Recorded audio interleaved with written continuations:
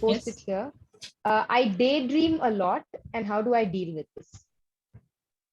Yeah, so as I said, daydreaming is one of the... Auntie, can you mute one of your devices? Yes, Auntie. Okay, can you hear me? Yeah. Yes.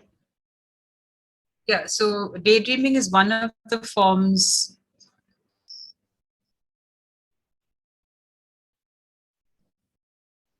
Daydreaming is one of the forms. Daydreaming is one of the forms of escapism that we talked about. Okay, so it's probably in a sense the most common because it's what happens all the time. And how do you check it? As I said, in small doses, it's all right. In small doses, it is a normal sort of thing. Okay, so it's okay, but you try and understand why you're doing it.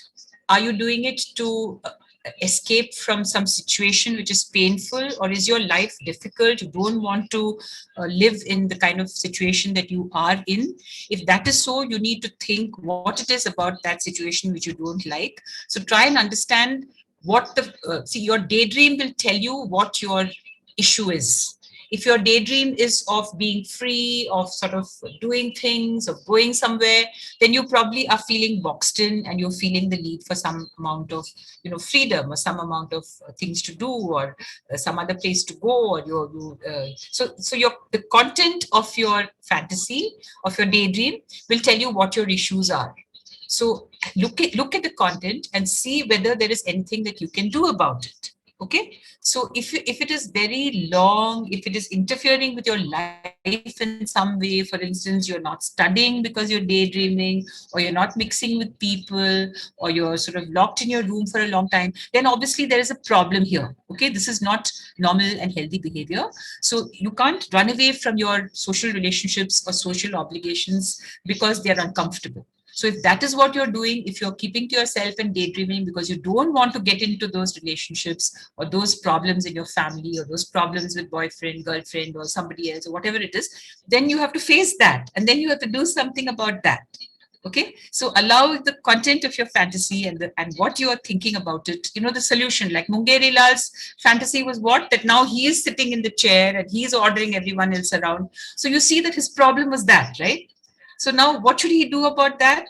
He needs to work hard. He needs to sort of be a little more assertive. He needs to accept that he's an employee and he can't suddenly become an employer.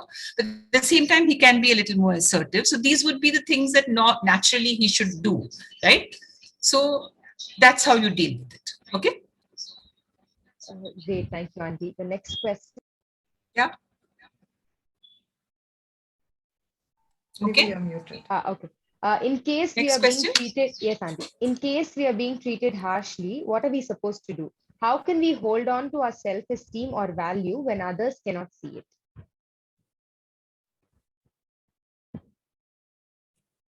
I can't hear you. Okay, tell me. Should I repeat it, Auntie? Auntie, it's there in the chat box.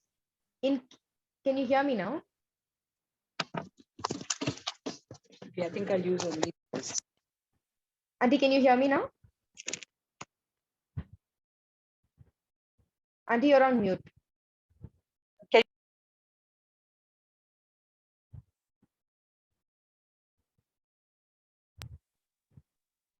Can you repeat the question, Neri?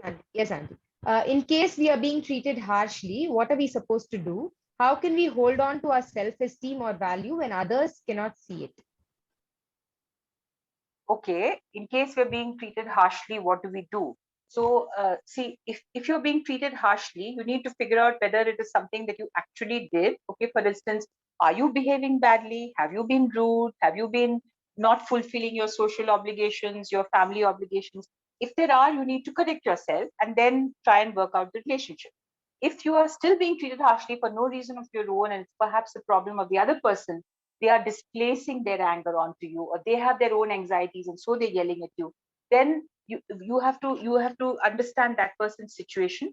Perhaps you may need to tell them that please, I don't like being yelled at, or whatever it is. You may need to tell them in a nice way that, look, I'm troubled about this, or whatever it is. So confront the anxiety that is there, confront the issue. Okay, try and do something about the issue. And then about, what you said about your holding on to your self-esteem, you have to base your self-esteem on the correct thing, no? If you're basing your self-esteem on the way you're treated by people, then that's not a good way to base your self-esteem, because people are erratic. People have their own problems. If they are stressed, they may treat you badly. If you base your self-esteem on how other people treat you, that's going to set you up for a problem. So the best thing is to remember that, for instance, faith, all right? If you look at the way God looks at us, that gives us great value, no? I have my value and my self-esteem and my worth because God loves me, because God has made me. And it makes no difference what others think of me, because no matter what they think of me, whether it's good or bad, whether they are having a good day or a bad day, whether they ever harsh with me or not, God loves me just the same. And therefore, my picture of myself and my esteem of myself can remain the same, it can remain high, because God can't love me any more and he can't love me any less. He loves me just the same. Okay. So base your self-esteem on real things. Okay. Yes, Aunty. Thank you. The next question is, doesn't escaping from our realities for a little while help in boosting confidence and gives us a push into actually working towards achieving those? Yes, it does. Okay. As I said very clearly, if you're doing it just once in a while, if you're doing it just a little bit, then it's absolutely fine. It's a healthy defense mechanism if you do it in small bits. And if you use that to understand yourself, that this is what I actually want. These are things I daydream about. These are the things that my daydreams reveal about me. These are my desires. But you need to check whether those desires are okay. Okay. For instance, when you saw Mungeri Lal, if he wanted, you see, the content of his daydream was sometimes a little negative, right? Now, do you really want to daydream about treating your employee as badly as you were treated, right? So what is it showing? It's showing a very unhealthy desire for the uh, same kind of abuse of power as somebody else did to you, right? So you need to question your daydreams. You need to question what you are thinking. Don't accept it blindly, but understand from that has hurt me, and therefore I am retaliating in revenge. And that's not a good thing to do. I don't need to do that. And so you need to work on your own issues of forgiveness or whatever it is. So it's fine. In small doses, absolutely fine. It can help you to achieve your goals, to become a better person. Okay, no problem. Yes, Aunty. The next question is, some amount of daydreaming leads to depression. How do we deal with this? Yeah, see, I told you, some amount of daydreaming may lead to. Aunty, you're on mute. Yeah, if your daydreams are completely unrealistic and you want them, okay. So, for instance, if you want to be, the manager of the biggest company in India, or you daydream that you are the greatest cricketer in India, Sachin is coming and telling you, wow, I really liked your shot, or whatever it is. And if you've not really worked at cricket, so it is an unreasonable and a very high expectation that you have of yourself, or a very unrealistic fantasy that you have of yourself. But if you don't realize that it's unrealistic and you are upset that you have not got there, that can lead to depression, right? But then that is why we need to look at, that's why I kept saying, laugh at yourself a little bit. Don't take your daydreams so seriously. Don't take yourself so seriously. Stop looking at yourself all the time. When did you last look outward? When did you last think of someone else who's not maybe as fortunate as you, who's not as well off as you in terms of family or friends or education or whatever it is? So rather than letting your daydreams get you down, or else getting into addictive fantasies and escapism, which also leads to further depression. Okay, one of the case studies that I've given you talks about gaming, and how this incessant gaming can lead to depression. It can lead to this addiction that goes into depression. Okay. So that's the thing. Okay. It can. You have to check yourself, and you have to, examine yourself, and you have to check where you're being realistic, where you're being grandiose and maybe narcissistic a little bit. And let's not be like that. Let's not be narcissistic and think about ourselves all the time. We need to think outward. Okay. Yes, Aunty. Aunty, the next one is, For those of us in a long distance relationships, a fantasy world brings solace. Is that healthy? For those of us in long distance relationships, a fantasy world brings solace. If you're fantasizing about relating with your special person, then it may bring you a temporary solace. But just remember that you're also opening yourself up to all sorts of dangers here, okay? Because excessive romantic or sexual fantasy can lead you into dangerous places, okay? So while a certain amount of uh, fantasy is normal, we have to check ourselves very strictly here, because you want to be careful that you're not turning your long distance relationship into again something for your own personal satisfaction. Okay, remember that the relationship is about giving and taking. It's about permanence. It's about taking it slow and taking it appropriately. Okay, so don't get into things which will land you in trouble and which will create problems in the relationship. If you're getting into that, think twice. Okay. Awesome. Thank you, Auntie. The next one is you talked about narcissism. What do you mean by this? Well, narcissism is this preoccupation with yourself, an inflated idea about yourself. The word comes from a Greek story about the gods created this very beautiful young man. His name was Narcissus, okay? And he was condemned to not love anyone else but himself. So the story goes that in a mountain lake, he was looking at himself and admiring himself and his beauty. Okay. So he just sat for hours looking at himself, admiring his beauty, till finally he toppled over and fell into the water, and he became the flower, the narcissus flower. Okay. So that's where the name comes from. So basically, a narcissist is one who is preoccupied with themselves, who has a slightly inflated idea about themselves and their needs and their desires, and it's all about me. Okay, so people should constantly admire me. People should constantly, pander to me. People should meet my needs. So if my needs are not met, if I am put in a position of difficulty, that's not tolerable. Nobody should criticize me. If anybody criticizes me, I react with anger and hostility. Okay, and I am special, and if I have done this and I have done that, and often these are not even true. It's sort of exaggerated boasting of what I've done, because many narcissists don't have anything to boast about, because they might be very ordinary people, but they see themselves as extraordinary. So they sort of boast and brag about what there's nothing to boast and brag about. Okay. So there is this complete, um, I said, no, it's a very unattractive thing that you are so in love with yourself that you talk about yourself. It's all about yourself. It's all about you. You don't care about others. No empathy for others. No understanding of others' problems. Okay. So there is this sort of cycle which sets in. And an excessive fantasy can lead to this. Okay, when it's all about my dreams, my thing, my all the time. Okay, so we need to be careful. Self-obsession, then, basically. Yeah. Okay. Auntie, the next question is uh, fantasy and many series that I watch helps me to escape from my insecure feelings and embarrassment. Though I dream not about being narcissistic in my imagination, according to what I heard today, I feel I might be narcissistic. What should I do? I resorted to this escapism route from a really young age, and now it is a part of my life. Okay, it's often common in young people. As people get older, usually this whole fantasy thing usually comes down, because you sort of come to terms with reality, no? And if you don't work on real people and real problems, you mess up your life. So most people at some point realize that they can't.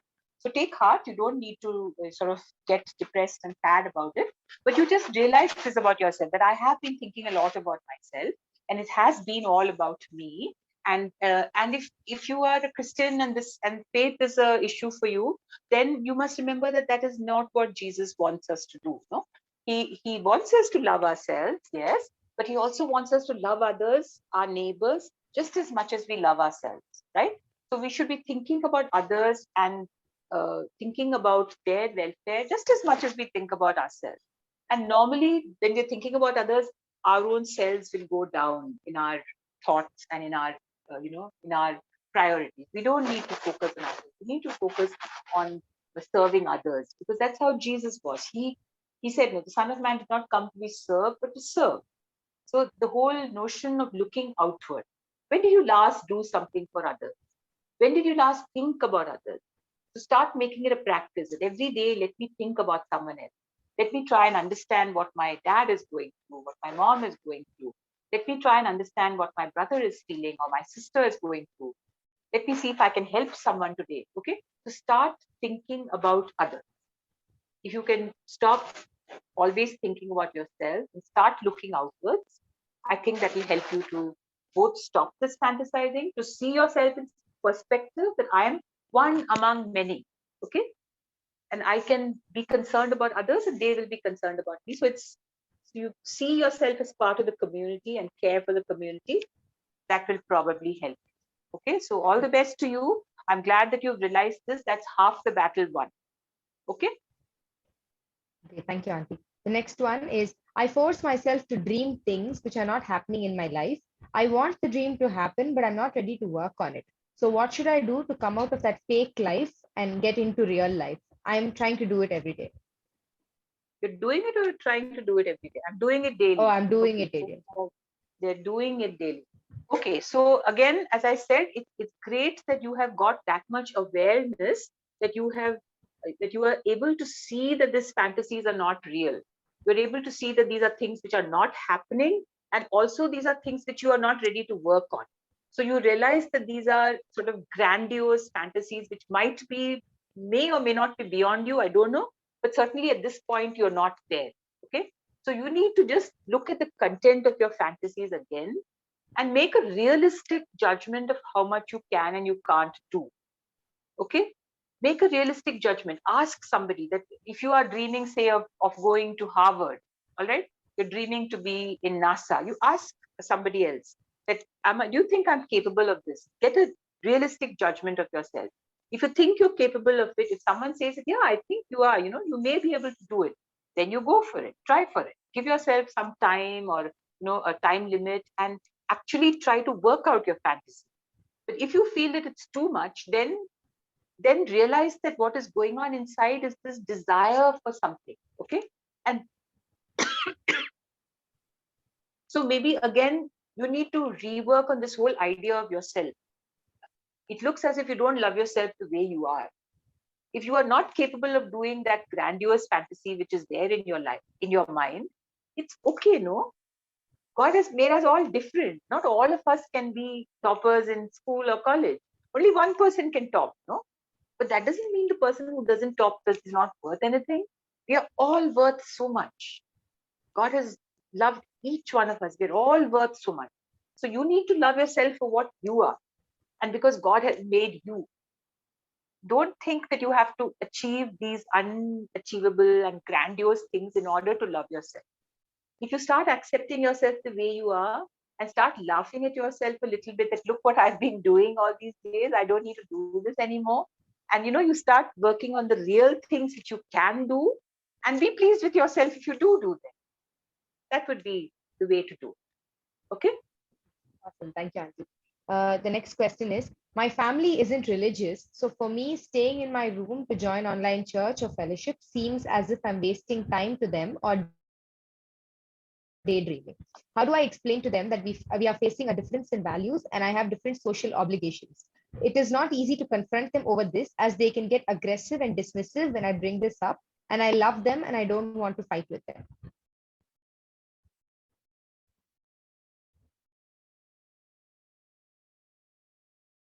Auntie, you're on mute. Yeah, so you aren't daydreaming, you're online, but they think that you're daydreaming because you're on the laptop when you're in fellowship or whatever. So I think that you must take this as a compliment that they want to spend time with you. Okay, what is the actual issue? The issue is that they are wanting to spend time with you, or they want to see you doing something which will make you, sort of maybe achieve something which they aspire for you, or something like that. So Take it as a compliment that they are interested in you, that they love you and they want your welfare. All right, that is the truth. Now you spend time with them at other times. Okay, so make sure that you're spending adequate time with them. Make sure that you are, if they are worried that you're not studying, that they're saying you're wasting time. Wasting time for parents usually equates to not studying. So make sure that they see that you are studying, that you're responsible about your studies. And particularly if you are a person of faith, you realize that you must do your duties, your obligations. If you're a student, you need to study. So make sure that your parents know that you're studying, so that if they know that you're a responsible person who's doing your studies and who's also spending time with them, who is happy to be with them and happy to do all the duties that you have, so to speak, at your age, then they will not mind if you spend some time on your laptop. The issue is not just spending time on your laptop. The issue is that you may not be spending time with them otherwise, or they may be feeling that you're wasting your time because they haven't seen you studying otherwise. Okay, so ensure that they see that and ensure that you're spending quality time with them. Then maybe it will get better, right? Yes, ma'am. Thank you. The next one is when under pressure of meeting expectations, I tend to escape into my daydreams or sleep or serials. How can I change this habit? When under pressure of meeting expectations. So it seems to me that your the expectations are scaring you. Okay, so maybe it is exams, or maybe it is some deadline, or something which has to be submitted or something like that, and that scares you, and that you tend to avoid or procrastinate by doing this. It looks like that is what is happening. So now you need to again just see this, that look, procrastinating is something that we all might tend to do, but you have to have a very fine estimate of how much time you need to do a good job on something. Okay, so it might help if you divide the task up into small bits. Okay, so for instance, when I am preparing for a session like this one, I usually have several bits that I break the task up in my head. Okay, so I know that I have to prepare the content. I have to have a idea of what I'm going to do. I need to have the content. I need to have maybe a couple of videos. I need to have, so these are I have broken the task up.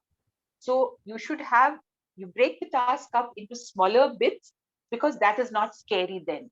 It's when you see one huge monolith in front of you that you get scared. All right. But if we break the task up into smaller bits, usually it's not as scary and you will be able to do it. Okay? And then just go for each small task one by one, and you may be able to do it better. Thank you, Auntie. The next one is I find myself constantly talking to myself in my head. I then end up getting lost in fantasy. I try stopping it, but that involves thinking again. What do I do? I find myself constantly talking to myself in my head. I then end up getting lost in fantasy. Yes, that involves thinking again. Okay. See, there's nothing wrong with some amount of thinking or fantasy, but if it's going on too far, then I think the best way to stop it is by getting into company, no? Go and meet someone else and talk to them. So have somebody else who is there, or interact with someone else, phone someone else, chat with someone. So that will break your train of thought. Okay. Uh, as I said, there's nothing wrong with a little fantasy. There's nothing wrong with watching serials sometimes, reading books. All these things are good things. Okay. If it's getting too far, then break the thing by going and doing something else. Right? Okay. One more, Auntie. How can I? That involves thinking again. That's very curious. I'm not quite sure what you mean by that. But if it's the thoughts that are scaring you, maybe there's something you need to think about, try writing a diary. That might help you. Write down your thoughts in your diary, then it will become clear as to what is troubling you. Okay, because I'm not quite clear here. All right, next one. How can I be assertive? Do you have a simple tip so that I can be assertive around unnecessarily harsh people? Well, the one tip that I can give is that you need to value yourself as a human being made in the image of God. All right, loved by God, precious in His sight. You should know what you are worth. That is your worth. You are not valueless. You are of great value. Then, if you know that you are of this value, you can speak as that kind of person. You're not a squash cabbage leaf. You're not a cockroach. You're a person God loves. Stand up straight. You're a child of the king. All right? Yes, Think Auntie, right thank about yourself. That's what probably is the best. Next one. Whenever I set a goal that is realistic, it makes me feel like I am underestimating my abilities. And if I set it high, it makes me scared because it is impossible to achieve. What do I do? I think with time you will get the right balance. Okay? With time you will get the right balance between being not underestimating and not overestimating. Okay? Probably it's better to overestimate slightly. All right. So make the task just a little beyond your reach so that you have to really stretch to get it, to reach there. If you don't reach there, it's all right.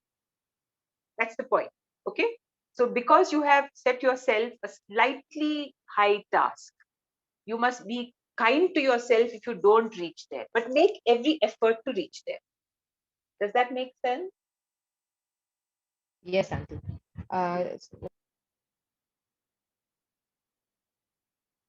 Maybe Sorry. you're on. How do I deal with the conflict between fantasy and reality? For example, I imagine my homework to be finished in 15 minutes or faster, but in reality, it takes 3 or 4 hours and I get frustrated. Well, that's not fantasy and reality. That is just underestimating the time that you need for your homework. Okay, that's not exactly fantasy. So, well, the more you do this, the more you will realize. But now you know that it takes 3 to 4 hours. So just please set aside 3 to 4 hours. Probably if you, does it really take 3 to 4 hours every day? Probably not every day. Probably not every day. So maybe you are letting it accumulate and that's why it's taking 3 to 4 hours. Okay. So maybe again, as I said, doing it in small bits of 15 minutes may help you. Okay. So do it in small bits of 15 minutes each, maybe 4 times a day, right? I find that helps. In fact, I studied my whole medicine like that. I used to study 15 minutes on the train here, 15 minutes on the bus here. I literally had to do that. It was fine. Next one, Auntie. Is positive visualization or fantasy acceptable? Uh, yeah, why not? We said it's acceptable in small doses, in moderation. When you know that you're fantasizing, okay, you should be aware that you're fantasizing and it's pleasurable, it's fun, it's all right. But be aware and don't carry it on for too long. Don't make it ridiculous and don't let it be all about you and revenge and so use your common sense. Okay. And as I said, laugh at yourself a little bit. Yes, Auntie. There's one more here. I really wish to go with studies, quitting from work and other responsibilities from home. But if things don't work out well with studies, I'm just confused if my decision is certain or is it just a way of escapism? How can this be dealt with? Really wish to go with studies, quitting some work and other responsibilities from home. If things don't work well with studies, I'm confused if the decision is certain. I'm sorry, I didn't understand this. Can you clarify a little bit? Um, I think they're just wondering if shifting from they want to quit their work and go with studies, but would they be able to do it, or is just that a way of escapism and they're just assuming that they can, when in reality they cannot? They cannot what? Quit work. I mean, how can we expect to quit work and other responsibilities from home? That's not even reasonable. There's never going to come a time when we can say that I need to be excused from all work at home because I'm studying. Is that what you're saying? I mean, that doesn't seem very reasonable to Yes, me. Auntie. It seems a way of escapism. Sure, that you're okay. We have to all learn to balance all these things. We can't expect special treatment because we are studying. Okay. We also need to bear our part at home. Others at home also have responsibilities, whether it's studying, whether it's working, whether it's taking care of elderly people at home, whatever it is. Everyone has tasks and work. and we can only all do our tasks when we put our hands together and help each other. So I don't know whether that answers your question, but I think the person is just doubtful about the decision that they should make, whether they should make the switch or not, which is the dilemma. yeah, well, can't take that decision for you. If you have something really, really special to study, and everyone is okay with your being excused from responsibilities at home for some time, then it's all right. But you can't expect this to be a permanent kind of solution. Okay, for generally at home, everybody has to put in their efforts and help. If today someone is covering for you, tomorrow you have to cover for them, right? We can't be again, sort of self-centered and expect that everybody will all the time cover for us. That's not fair on our part. No, we have to also bear a hand. Just one last question, Auntie. Okay. With all the anxieties and expectations from your close friends and family, how do I tackle it, given the fact that I'm struggling to understand myself and my fantasies? Okay. Yeah, see, close friends and family may have expectations of us. We need to understand what they are saying, and again make a realistic sort of judgment of what we are capable of doing. Perhaps, I mean, you can take tips from what your close friends and family say, but ultimately what you want is also important, in the sense that that will give you a clue as to what your desires are saying. So for instance, if someone is saying you should do say sound engineering or media or something, but you don't want to do media, you want to do maybe literature, then there's no sense in you just going blind into what they have suggested. Think about what they've said, see whether you are actually fit for it, but otherwise make your own judgment as to what you can do. And as I said, make your goal a little high, so that you have to stretch for it, so that you have to work hard to get it. But then be kind to yourself if you don't get it. It's okay if you don't. With your best effort, if you don't get it, it's fine. It just means that you didn't get it. It's all right. Try again or try something else. That's fine. Whether you achieve it or not does not make any difference in what you are. That's what you need to remember. Okay? Your worth does not change with your achievements.